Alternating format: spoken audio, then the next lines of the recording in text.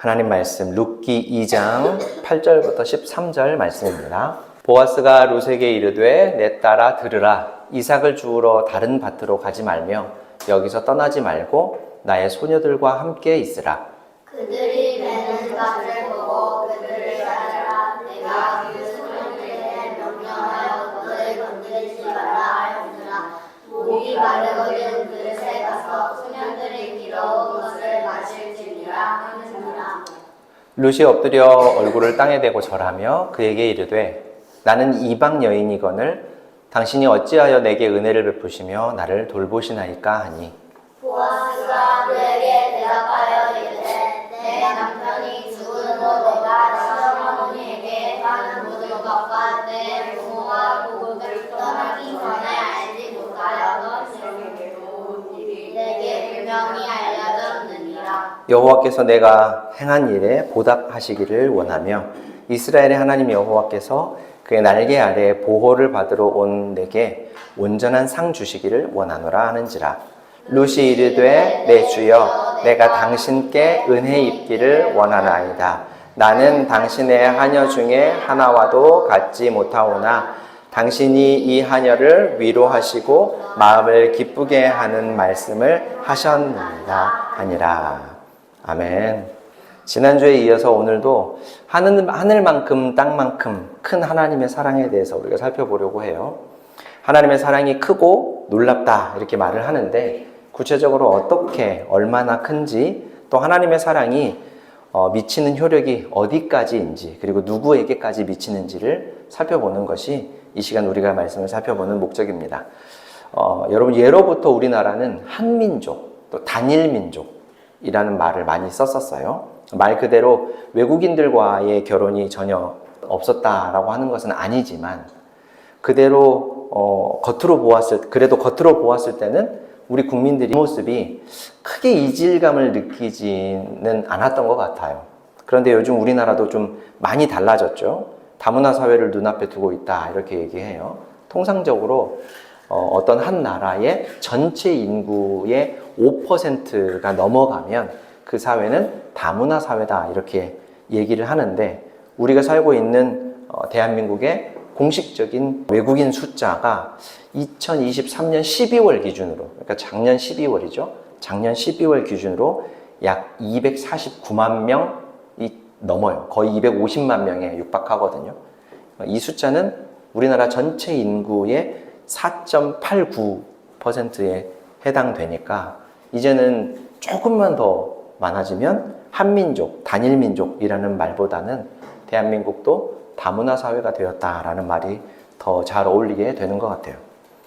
자, 하지만 우리 민족은 비교적 오랫동안 우리와 다른 모습의 외국인들과 활발하게 왕래하면서 살지는 않았기 때문에 지금도 지나가는 외국인들을 볼 때면 한 번쯤 이렇게 무심코 지나가다가 눈길이 다시 한번 가는 것 같아요. 그렇지 않습니까? 우리 예배당이 있는 이 신촌도 외국인들을 굉장히 많이 볼 수 있는 곳 중에 하나잖아요. 대학 가니까. 여러분은 어떤지 모르겠어요. 이렇게 지나가다가 외국인을 보면 피부색이 좀 다르고 우리하고 생김새가 다르고 한 외국인들을 보면 아무렇지 않게 그냥 이렇게 보고 지나가십니까? 아니면 다시 한번 이렇게 쳐다보게 됩니까? 다시 한번 찾아봅니다. 그죠? 다시 한번 쳐다보게 되죠.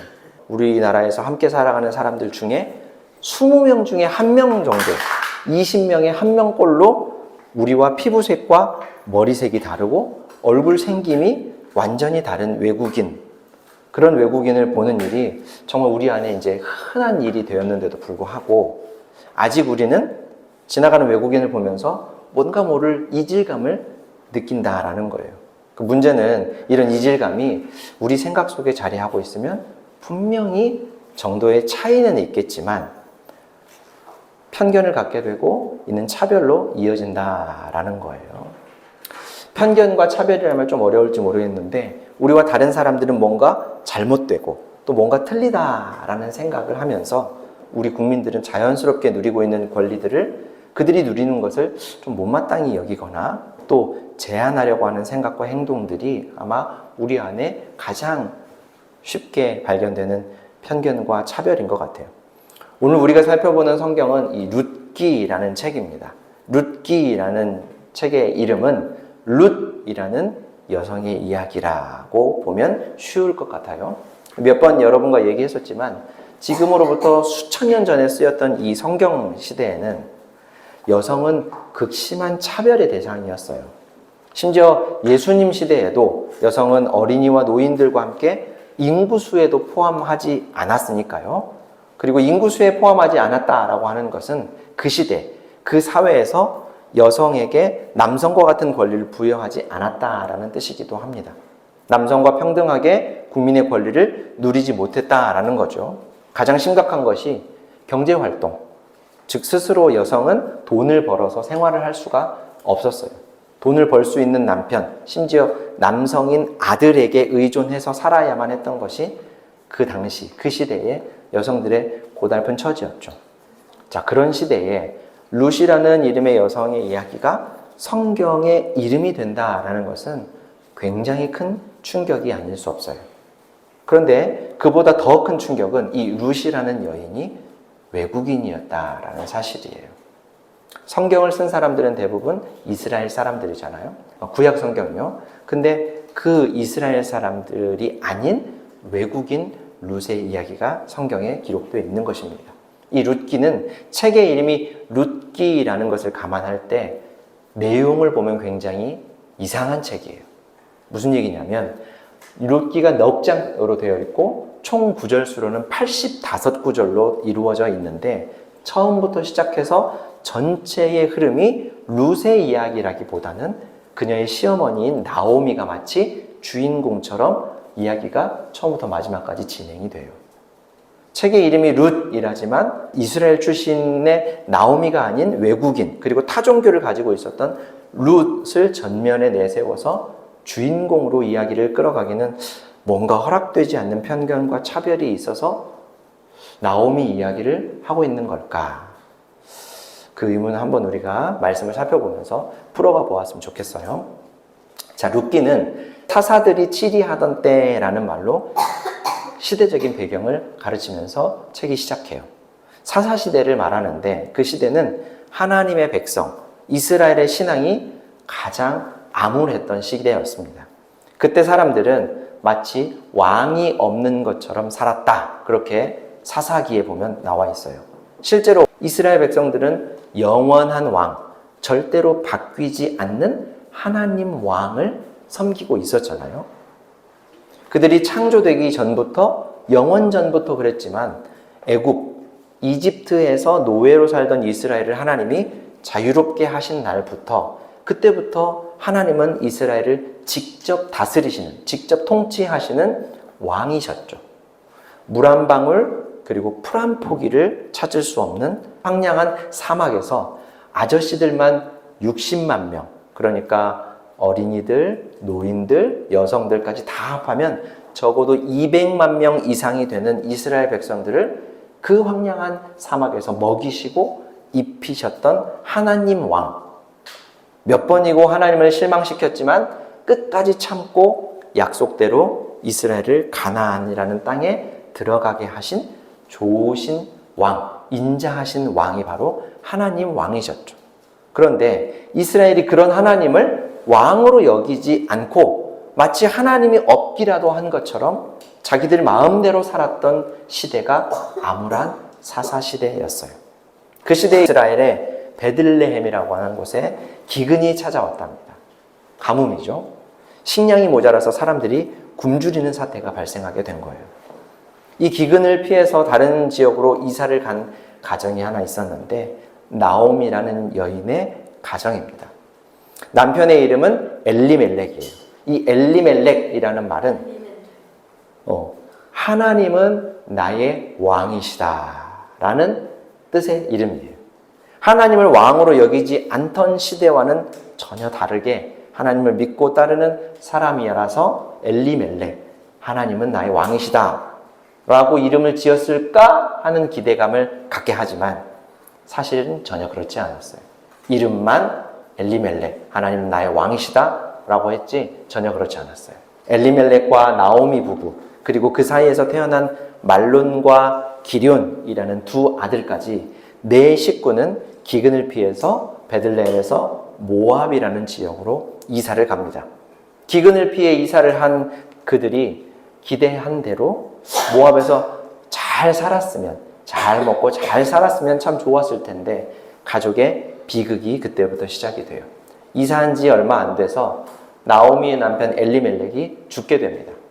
남편이 죽게 되었다라는 것은 그들이 고향 베들레헴에서 살던 때보다 훨씬 더 안 좋은 상황에 처하게 되었다라는 것을 말해요. 그 이후에 두 아들 말론과 기료는 이제 결혼을 하게 됩니다. 두 아들의 결혼은 어쩌면 이 가정에 찾아온 어려움을 이겨보려고 하는, 극복해보려고 하는 한 가지 방법이었을지도 몰라요. 이들이 모압으로 이사를 와서 10년쯤 되던 해에 말론과 기련이 둘 다 죽는 안타까운 일이 또 벌어져요. 그렇게 집안의 모든 남자들이 다 죽고 나오미와 두 며느리, 그러니까 세 여인만, 미망인 3명만 남게 된 상황이에요. 그 당시에 여인들은 돈을 버는 경제활동을 전혀 할 수 없었기 때문에 지금까지 남편과 아들들이 벌어놓은 돈과 식량은 이제 이 세 여인의 목숨과도 같은 것이 되었어요. 세 여인은 자신들에게 찾아온 이 절체절명의 위기에 희망적인 소식 하나를 다행스럽게 접하게 되는데 나오미 고향 베들레헴의 기근이 끝났다라는 소식이었어요. 나오미의 가정은 기근을 피해서 모압으로 이사를 했는데 모압에서 남편과 두 아들을 잃은 이 나오미의 가정으로서는 더 이상 나빠질래야 나빠질 수 없는 가장 안 좋은 상황이 되었을 때 비로소 희망적인 소식 하나를 듣게 된 것이죠. 나오미에게는 선택의 여지가 없었을 거예요. 고향으로 돌아가는 길밖에 전혀 다른 선택의 여지가 없었겠죠. 근데 한 가지, 나오미 자신은 고향에 가면 이전에 알고 지내던 친구들도 있고 또 친척들도 만나서 함께 살 수 있겠지만 자신과 함께 있는 지금 두 며느리는 남편도 없이 아무도 없는 이역만리 낯선 베들레헴에 가서 어떻게 타지살이를 할까? 나오미는 고민을 하지 않을 수가 없었겠죠. 그래서 나오미는 며느리 둘을 불러서 이렇게 말합니다. 너희는 각자 친정으로 돌아가라. 너희들은 남편이 살아있을 때부터 한결같이 나를 사랑으로 대해주었으니 우리 하나님께서도 너희들에게 너희가 나에게 대한 것처럼 우리 하나님도 너희에게 그렇게 선대해 주시기를 바란다. 이제부터는 새 남편을 너희들이 찾아서 다시 행복한 가정을 이루고 너희들의 인생을 살아가야 하지 않겠니? 참 좋은 시어머니죠. 이런 안타까운 상황에서 두 며느리가 보여준 반응은 시어머니 곁을 절대로 떠나지 않겠다라는 거였어요. 시어머니하고 며느리도 참 아름다운 모습을 보여주는 것 같아요. 그래서인지 나오미는 그녀들이 마음을 돌려 친정으로 돌아가도 괜찮다. 너희들이 나와 같이 있으면 다시는 희망이 없겠지만 너희들은 지금 이 모압 땅에서 멀지 않은 친정으로 돌아가면 너희들이 새 삶을, 새 인생을 시작할 수 있는 가능성이 있다라고 얘기를 해주어요. 그래서 그 중에 한 명 오르바라는 여인은 크게 슬퍼하며 결국 친정으로 돌아갔다라고 얘기하고요.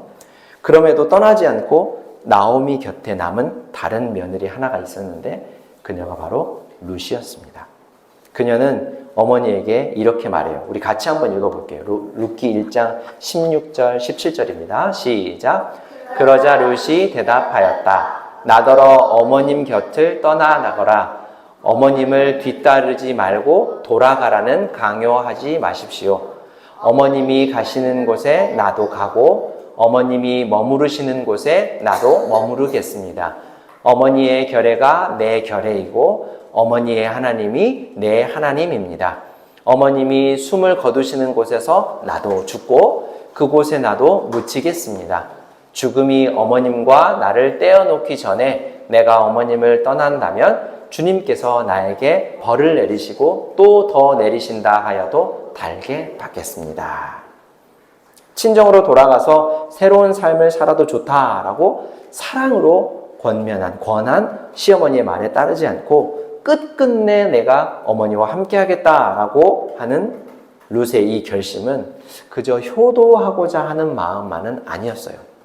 그녀가 어머니의 하나님이 나의 하나님입니다 라고 한 말을 생각할 때 그녀가 시집을 와서 들었던 하나님에 대한 이야기들, 그리고 절망 속에서 듣게 된 베들레헴의 희망적인 소식, 제가 앞에서는 소개하지 않았지만 기근이 끝났다라는 베들레헴의 소식은 하나님께서 그의 백성들에게 식량을 주셨다라는 거였어요.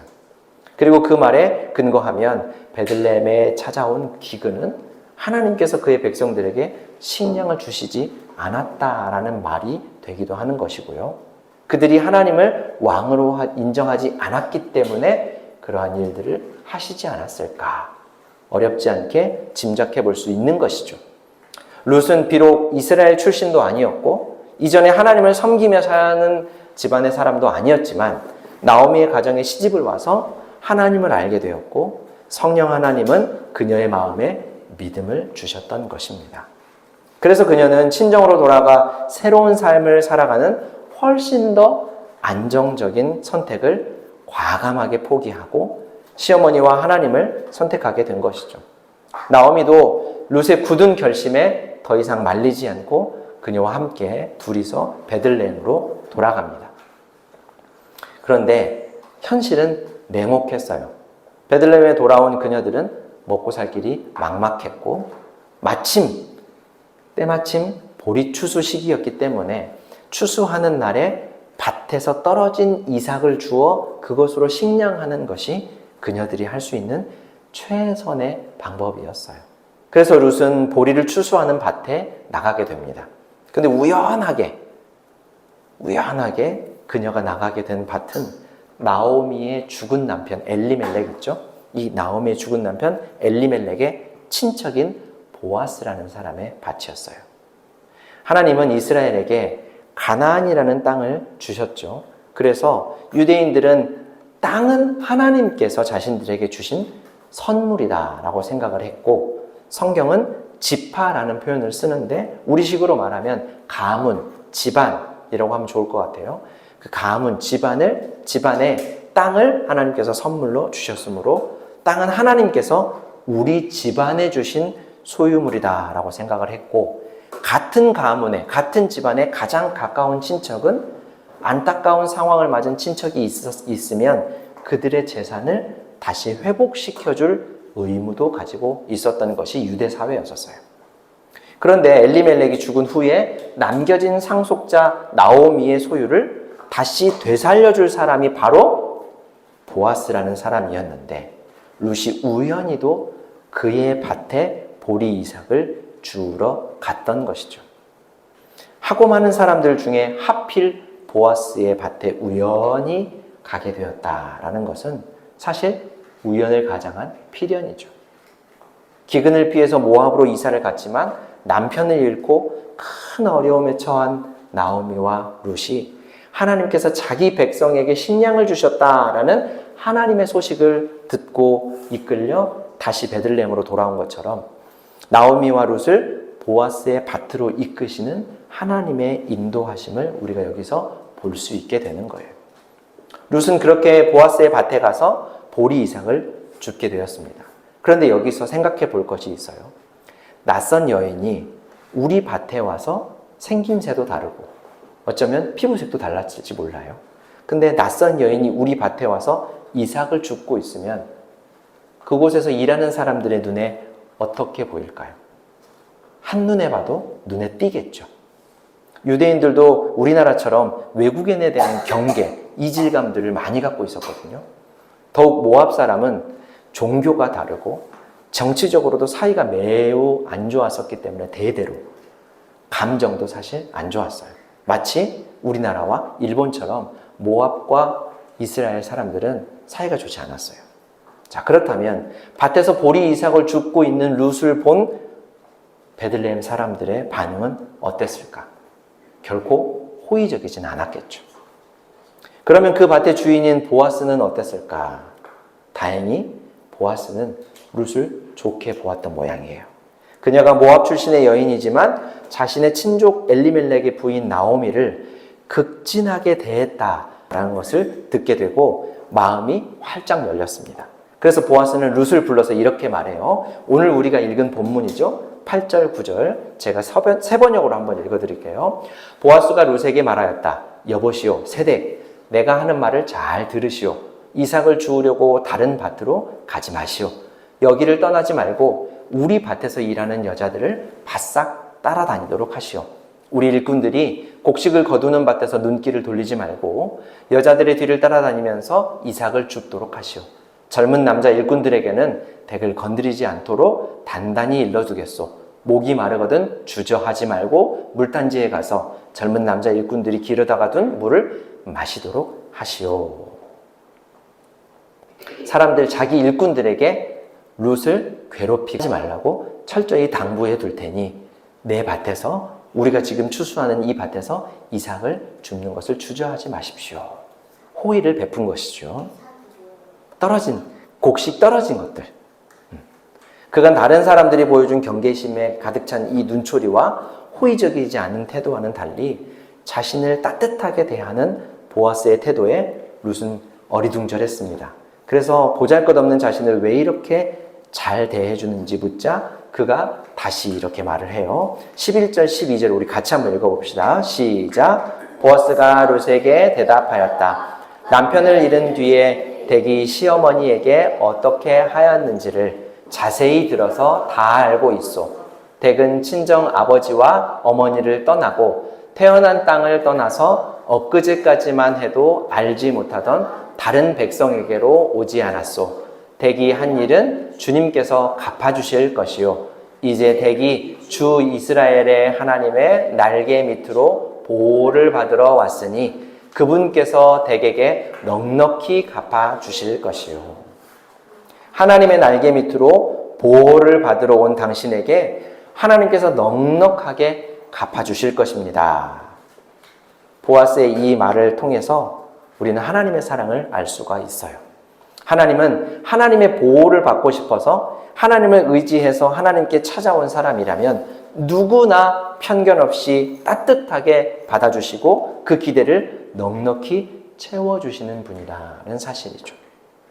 보아스의 이런 호의로 보리 이삭을 넉넉하게 주운 룻은 집으로 돌아가서 시어머니 나오미와 배부르게 먹고 남을 만큼 이삭을 주울 수 있었다고 해요. 근데 여러분 어디서 많이 들어본 것 같지 않습니까? 배부르게 먹고 남았다. 그렇죠. 예수님께서 베푸신 하나님 나라의 식탁에서 5,000명이나 되는 사람들이 배부르게 먹고 12바구니가 남게 되었다라고 했었죠. 하나님이신 예수님께서 그들을 먹이셨을 때 배불리 먹고 12바구니가 남았어요. 하나님을 기대하고 하나님의 보호 아래 찾아온 룻과 나오미에게도 하나님은 배불리 먹고 남을 만큼 넉넉하게 주셨다라는 것이죠. 자, 이렇게 룻과 나오미는 하나님의 도우심으로 위기에서 빠져나올 수 있었지만 사실 궁극적으로 그들의 삶의 어려움이 완벽하게 해결된 것은 아니었죠. 언제까지나 보리 이삭을 주어서 끼니를 해결할 수는 없으니까요. 그런데 하나님은 다 계획이 있으셨던 모양이에요. 결국 룻이 보아스의 아내가 되어서 이전 가문의 소유와 명성을 다시 완벽하게 온전히 되찾을 수 있게 되었습니다. 하나님은 남자들이 다 죽고 두 여인, 두 미망인만 남은 가정을 돌보셔서 다시 회복시켜 주셨어요. 뿐만 아니라 안정적인 친척, 고향으로 돌아가서 새로운 삶을 살 수 있었지만 시어머니와 그녀가 전해준 하나님을 선택한 룻의 믿음을 귀하게 보시고 그녀를 하나님의 백성으로 받아주셨던 것이죠. 그런데 여기서 끝이 아니에요. 룻기의 맨 마지막을 보면 하나님께서 보아스와 룻에게 아들을 주시는데 그 아들의 이름이 오벳이에요. 이 오벳은 누구냐면 다윗의 할아버지예요. 그리고 다윗의 가문의 훗날 예수님이 태어나시죠. 자, 사랑하는 성도 여러분, 이게 무슨 의미를 나타내는 거냐면 하나님은 말로만 하는 분이 아니라는 거예요. 또 하나님은 최소한의 호의만 베푸시는 분이 아니라 최선을 다해서 할 수 있는 한 모든 것을 다해 호의를 베푸시는 분이라는 겁니다. 룻이 보아스를 만나게 하셨고 보리 이삭을 주어서 시어머니와 먹고 살게 해 주었으니 뭐 이 정도면 됐지라면서 내버려 두는 것이 아니라 그녀가 보아스와 결혼을 해서 집안을 회복시켜 주시고 더욱이 예수님의 조상, 예수님의 가족이 되게 하심으로 룻이 기대했던 믿음의 열매와는 비교도 할 수 없을 만큼의 열매, 영광스러운 열매를 맺게 하셨다라는 것입니다. 자발적으로 자신의 민족과 종교, 그리고 안정적이고 보장된 삶을 과감하게 내려놓고 믿음을 선택한 룻을 하나님은 출신과 처지를 따지지 않고 받아주시고 사랑하신 이 하나님의 사랑.